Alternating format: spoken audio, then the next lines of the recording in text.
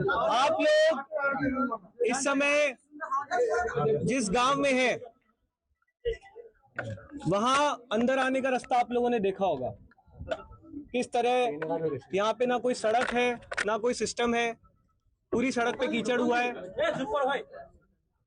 इस गांव काड़ीशुंडा से बांकुड़ा डिस्ट्रिक्ट में जो ये गांव पड़ता है, वहां से एक लड़का अब्दुल 18 जुलाई को जंतर मंतर के लिए निकला था, इस उम्मीद में कि आज देश में पहली बार शिक्षा की बात हो रही है।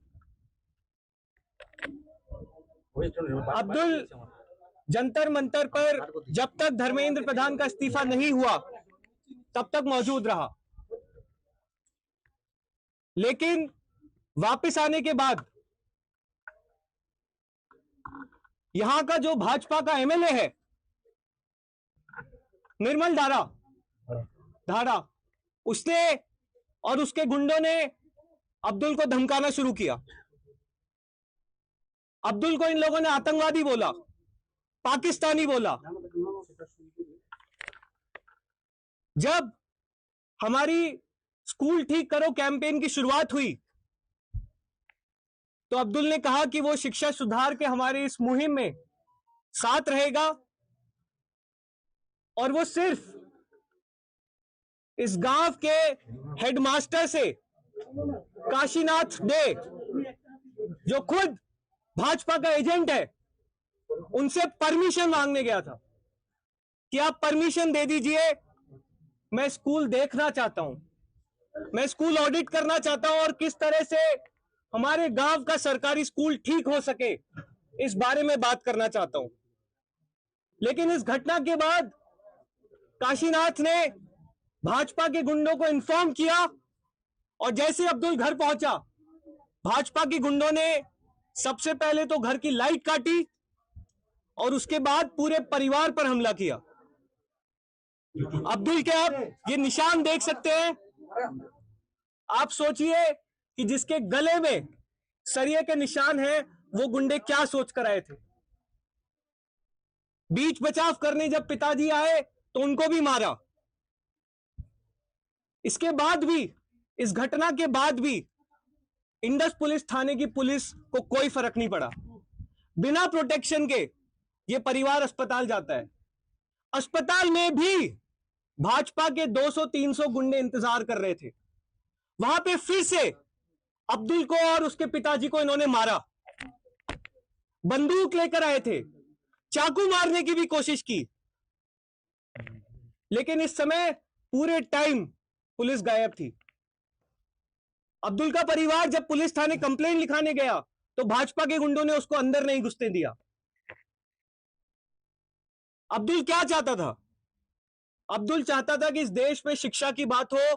बंगाल के स्कूल, पिछले कुछ सालों में बंगाल में 8,000 सरकारी स्कूल बंद हुए हैं। बांकुड़ा जिले में 200 स्कूल्स बंद हुए हैं। अब्दुल चाहता था कि स्कूल इसके जिले में भी सुधरे, इसके गांव में भी सुधरे। अब्दुल ने बताया कि जब वो यहां से जा रहा था जंतर मंतर के लिए तो उसके पिताजी ने ये कहा कि तुम देश के लिए लड़ने जा रहे हो, तुम जाओ। अब्दुल के पिताजी सच्चे देशभक्त थे। उन्होंने अपने बच्चे को आगे किया कि वो आगे बढ़कर इस देश में शिक्षा की बात करे। उसको भाजपाई पाकिस्तानी बोलते हैं, आतंकवादी बोलते हैं। असली आतंकवादी भाजपा के वो गुंडे हैं जिन्होंने अब्दुल को और उसके परिवार के साथ इस तरह की मारपीट की, इस तरह की गुंडागर्दी की। भाजपा जिसमें इतना दम नहीं है कि 2 मिनट शिक्षा के मुद्दे पर बात कर सके, जो स्कूल सुधारने के मुद्दे पर काम कर सके, उसको सिर्फ एक चीज आती है, गुंडागर्दी करना, मारपीट करना, हिंसा करना, आतंकवादी बोलना, पाकिस्तानी बोलना। हमने बहुत डिटेल में अब्दुल से, इनकी जो मम्मी है उनसे बात की अभी, और दीपके ने भी अभी अब्दुल से वीडियो कॉल के माध्यम से बात की। आज से अब्दुल हमारी जिम्मेदारी है, पूरे देश की जिम्मेदारी है, ना सिर्फ सीजेपी की बल्कि पूरे देश की जिम्मेदारी है। और इस देश में हर वो व्यक्ति जो शिक्षा सुधारने के लिए लड़ रहा है, हम लोग उनके साथ खड़े हैं, उनके पीछे खड़े हैं। हम भाजपा के गुंडों से डरने वाले नहीं है। तुम्हारी ये गुंडागर्दी अब और नहीं चलेगी। जितने भी लोग भाजपा के गुंडे चाहे देश के किसी भी कोने में हो, वो अगर ये सोच के बैठे हैं कि उनकी गुंडागर्दी मारपीट से हम डर जाएंगे, तो हम डरने वाले नहीं हैं। हम वोट मांगने तो नहीं आए थे, अब्दुल वोट मांगने तो नहीं गया था, अब्दुल स्कूल ठीक कराने की बात करने गया था। ये इतने बेशरम लोग हैं कि घटना के 2 दिन बाद जब उनको पता पड़ा कि हम लोग अब्दुल से मिलने आ रहे हैं, तो इन्होंने उसी स्कूल को चमका दिया। क्या ये काम सरकार पहले नहीं कर सकती थी? क्या ये स्कूल पहले नहीं सुधारा जा सकता था? लेकिन स्कूल सुधारने की बजाय भाजपा ने गुंडे भेजना ज्यादा ठीक समझा। हम इन लोगों से डरने वाले नहीं है, ये हम बता दे रहे हैं। प्रियंका जी, बहुत डिटेल में अभी हमारे परिवार से बात हुई है। हम बंगाल सरकार से 4 मांग इस समय रख रहे हैं। सबसे पहली चीज, एफआईआर में अभी भी लगभग 10 के आसपास अनआइडेंटिफाइड गुंडे हैं जिनका किसी भी प्रकार की डिटेल पुलिस द्वारा ली नहीं गई है और वो पूरी तरह से गायब है।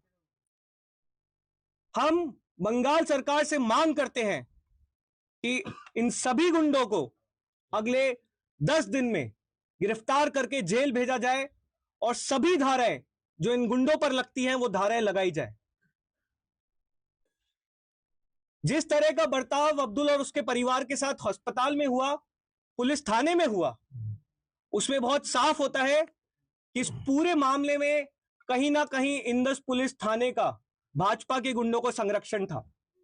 तो हम ये मांग करते हैं कि पुलिस थाने में जितने भी पुलिसकर्मी हैं, उनका इस घटना में किस तरह का रोल था, उसकी एक इंडिपेंडेंट कोर्ट मैंडेटेड कमिटी के साथ जांच कराई जाए। हम ये भी मांग करते हैं कि जब तक किसी भी प्रकार का परिवार को सिक्योरिटी थ्रेट रहे, तब तक राउंड द क्लॉक अब्दुल के परिवार को पुलिस प्रोटेक्शन मिलनी चाहिए। हम लोगों ने परिवार से कॉम्पनसेशन को लेकर भी बात की, लेकिन परिवार ने कॉम्पनसेशन लेने से मना किया है।